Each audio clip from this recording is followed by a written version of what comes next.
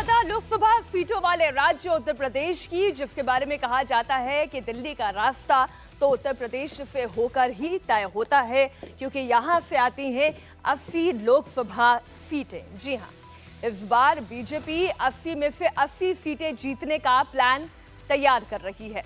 उत्तर प्रदेश में पिछले चुनाव में बीजेपी और उसके सहयोगी 80 में से 64 सीटें जीतने में कामयाब रहे थे। इस बार 80 सीट जीतने का टारगेट है और पिछली बार का अगर वोट प्रतिशत आप देखेंगे तो पिछली बार का वोट प्रतिशत 50% का रहा और इस बार अगर 80 सीटें जीतनी है तो इसे 60% और बढ़ाना होगा और 100% के टारगेट तक लेकर आना होगा। पिछली बार मोदी और योगी का स्ट्राइक रेट 80% था, जिसे इस बार बढ़ाकर 100% करने का लक्ष्य रखा गया है। अगर पिछले 2 चुनावों की बात करें तो जो एक्सेस स्टोरी है वो ये बताती है बीजेपी का वोट परसेंट बढ़ा है।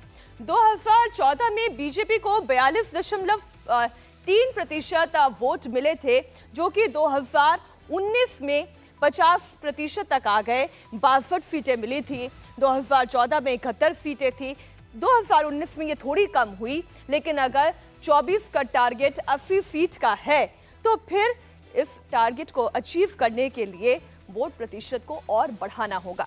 लेकिन पिछली बार के मुकाबले इस बार परिस्थितियां बिल्कुल अलग हैं। और परिस्थितियां कैसे अलग है इसे आप ऐसे समझें कि 2019 में जब बीजेपी उनके सहयोगियों के साथ चुनाव में थी, तब अयोध्या में भव्य राम मंदिर का निर्माण नहीं हुआ था। इस बार मंदिर बन चुका है, प्राण प्रतिष्ठा हो चुकी है। पिछले चुनाव में समाजवादी पार्टी के साथ थी आरएलडी, जयंत चौधरी के साथ मिलकर समाजवादी पार्टी चुनावी मैदान में ताल ठोक रही थी, लेकिन इस बार पासा पलट चुका है। इस बार जयंत चौधरी बीजेपी के साथ हैं और पश्चिमी उत्तर प्रदेश जाटलैंड में जयंत चौधरी का क्या होल्ड है ये आप जानते हैं। मायावती की बात करें, वो भी समाजवादी पार्टी के साथ थी। साल 2019 का वो चुनाव था, लेकिन इस बार मायावती एकला चलो के रास्ते पर हैं, वो गठबंधन से बाहर हैं। इसलिए स्थितियां इस लिहाज से भी बीजेपी और उनके सहयोगी दलों के लिए अनुकूल बन रही हैं। कांग्रेस पार्टी 2019 में अलग चुनाव लड़ी थी, उनका हश्र क्या हुआ था ये आप जानते हैं। एक रायबरेली सीट ही वो निकाल पाई थी। साल 2024 में वो समाजवादी पार्टी के साथ तो है, लेकिन ये साथ कितना मजबूत है इसे लेकर संशय बना रहता है। उत्तर प्रदेश में समाजवादी पार्टी और कांग्रेस के बीच अभी तक सीट शेयरिंग का मामला सुलझा पूरी तरीके से नहीं है। समाजवादी पार्टी ने 17 सीटों की लिस्ट कांग्रेस को भेज दी है, वहीं कांग्रेस 20 से 21 सीटों की मांग कर अड़ी हुई है।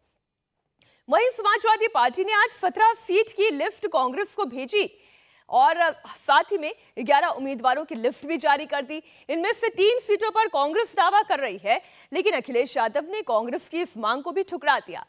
कांग्रेस 2009 के नतीजों के आधार पर, सोचिए कितनी पुरानी बात हो गई, उसके आधार पर सीट मांग रही है। लेकिन समाजवादी पार्टी का कहना यह है कि अभी की परिस्थिति देखें, अभी भी कांग्रेस पार्टी की हालत देखें, उनके पार्टी की ताकत देखें और उसके बाद सीटों की मांग करें। कुछ चेहरे मैं आपके सामने रख रही हूं, ये वो चेहरे हैं जिसे चुनावी मैदान में उतारा गया है। एसपी ने अपनी दूसरी लिस्ट जारी की है और उस लिस्ट में भी पीटीए का बहुत ख्याल रखा गया। अब गाजीपुर से अफजाल अंसारी, अब देखिए मुस्लिम चेहरे हैं। आंवला से एक दलित चेहरा नीरज मौर्य को उतारा गया। हरेंद्र मलिक ओबीसी चेहरा, मुजफ्फरनगर से इन्हें टिकट दिया गया। एसपी सिंह पटेल प्रतापगढ़ से ओबीसी कैटेगरी के हैं, इन्हें टिकट दिया गया। कुछ नाम और, आरके चौधरी मोहनलालगंज दलित चेहरा है। उषा वर्मा हरदोई से समाजवादी पार्टी की नेता, दलित चेहरा है, इन्हें अनाउंस कर दिया गया इनका नाम। राजेश कश्यप शाहजहांपुर से और श्रेया वर्मा को गोंडा से, जो कि एक ओबीसी चेहरा है, इन्हें पार्टी ने इनके ऊपर भरोसा जताया है। और ये सारे वो नाम हैं जो समाजवादी पार्टी एक एक करके, देखिए पहले 16 कैंडिडेट्स के नाम अनाउंस किए गए थे, इस बार फिर और नाम अनाउंस कर दिए गए हैं। बहराइच, चंदौली और मिश्रिख, इन 3 इलाकों की भी हम बात कर ले, जहां से रामपाल राजवंशी, रमेश गौतम और वीरेंद्र सिंह को नाम इनका अनाउंस किया गया है। अब ये तो बात हुई उत्तर प्रदेश की, लेकिन इस अनाउंसमेंट के साथ साथ अखिलेश यादव ने क्या कहा वो पहले आपको सुना देते हैं। डिंपल यादव ने क्या कहा वो भी आप सुनिए।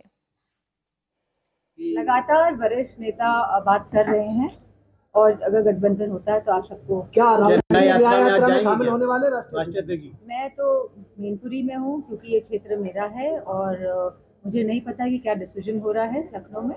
समाजवादी पार्टी के जितने भी हम लोग को चुनाव लड़ाने हैं, हम लोग ऑलरेडी इस पे डिसीजन ले चुके हैं कि कौन कौन कहाँ से चुनाव लड़ने जा रहा है। तो मैं समझती मजबूती के साथ समाजवादी पार्टी भाजपा का सामना करने जा रही है। अखिलेश यादव और कांग्रेस की डील टूटी नहीं है, लेकिन ऑफर को लेकर कोई सहमति बनी भी नहीं है। अखिलेश यादव ने कांग्रेस को 17 सीटों का ऑफर दिया है। इसमें एक अमेठी है जो पहले ही राहुल गांधी हार चुके हैं। अब वहां से कौन चुनाव लड़ेगा और क्या कांग्रेस अपना उम्मीदवार उतारना भी चाहती है या नहीं। हालांकि राहुल गांधी का दौरा तो है ही, अमेठी में उनका दौरा रहा। रायबरेली की बात की जाए, यहां से सोनिया गांधी चुनाव लड़ती आई हैं, उन्होंने भी ये सीट छोड़ दी है। राजस्थान से वो राज्यसभा जा रही हैं। वाराणसी, जहां से अजय राय नरेंद्र मोदी के खिलाफ चुनावी मैदान में थे, बहुत बुरी हार हुई, लेकिन एक बार फिर से उन्हें कांग्रेस पार्टी जो है उतार सकती है। इसके अलावा बात हुई अमरोहा की, बागपत की, सहारनपुर, गौतम बुद्ध नगर यानी कि नोएडा, गाजियाबाद, बुलंदशहर, फतेहपुर सीकरी, हाथरस, झांसी, बाराबंकी, कानपुर, सीतापुर, कैसरगंज और महाराजगंज। अब जो मुख्य मुद्दा यानी कि जहां पेच फंसा हुआ है वो बलिया मुरादाबाद सीट है। बलिया और मुरादाबाद सीट को लेकर सहमति नहीं बन पाई है। समाजवादी पार्टी का कहना यह है ये वो सीट है जहां पर समाजवादी पार्टी मजबूत है, लेकिन यही सीट है जो कांग्रेस पार्टी भी मांग रही है। एक तरफ जहां समाजवादी पार्टी और कांग्रेस के बीच सीट शेयरिंग को लेकर मामला फंसा हुआ है, वहीं दूसरी ओर राहुल गांधी उत्तर प्रदेश में न्याय यात्रा पर हैं। पहले अखिलेश यादव ने कहा था कि वो न्याय यात्रा में शामिल होंगे, लेकिन अब तक वो इस यात्रा का हिस्सा नहीं है। मतलब ये कि सीट शेयरिंग को लेकर nothing is totally well. Rahul Gandhi आज रायबरेली पहुंचेंगे, वहां वो जनसभा को संबोधित करेंगे, लेकिन रायबरेली में राहुल गांधी की न्याय यात्रा में ना अखिलेश यादव शामिल होंगे ना प्रियंका गांधी होंगी। आप जानते हैं प्रियंका गांधी बीमारी के बाद कल ही अस्पताल से उन्हें छुट्टी मिली है और वो 24 फरवरी को सीधा मुरादाबाद में न्याय यात्रा में शामिल होंगी। सीटों पर तालमेल नहीं होने के बाद अखिलेश यादव ने न्याय यात्रा से दूरी बना ली है। अखिलेश का कहना है कि वो सीटों पर डील होने के बाद ही इस यात्रा में शामिल होंगे। इससे पहले राहुल गांधी की आज कोर्ट में पेशी हुई। उन पर साल 2018 में बेंगलुरु में अमित शाह पर अपमानजनक टिप्पणी करने का आरोप था। हालांकि उन्हें जमानत तो मिल गई, लेकिन आप देखें चुनौतियां राहुल गांधी के लिए एक के बाद एक बाहें फैलाकर खड़ी हैं। अब जिस केस की हम बात कर रहे हैं, सुल्तानपुर कोर्ट में आज उनकी पेशी हुई और मामला अमित शाह पर अपमानजनक टिप्पणी का था। 2018 में बेंगलुरु में एक रैली के दौरान उन्होंने अपमानजनक टिप्पणी की थी। उसके बाद बीजेपी नेता विजय मिश्रा ने उनके खिलाफ शिकायत की थी। 5 साल से मुकदमा चल रहा था और अब आज सुल्तानपुर में उनकी पेशी थी, जहां से उन्हें जमानत मिल गई है। ये तो हुई बात उत्तर प्रदेश की, जहां की राह कांग्रेस पार्टी के लिए बहुत कठिन है और समाजवादी पार्टी के साथ बात कितनी बनती है ये कहना मुश्किल है। बात बिहार की भी होगी, जहां पर अलायंस पूरी तरीके से अपनी तस्वीर बदल चुका है।